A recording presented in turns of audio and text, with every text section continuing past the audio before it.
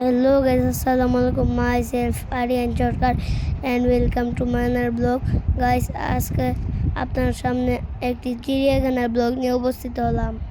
Guys, প্রথমে আপনাদেরকে দেখাচ্ছি এমু পাখি। এমু পাখি দেখতে বেশ সুন্দর। গাইস, এবার দেখুন উট পাখি। উট পাখি দেখতে কিন্তু বেশ বড় সড়ো।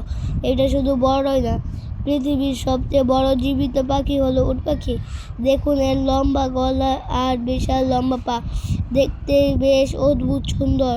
মজার ব্যাপার হলো উট পাখি উঠতে পারে না, কিন্তু দৌড়াতে পারে অসম্ভব দ্রুত গতিতে।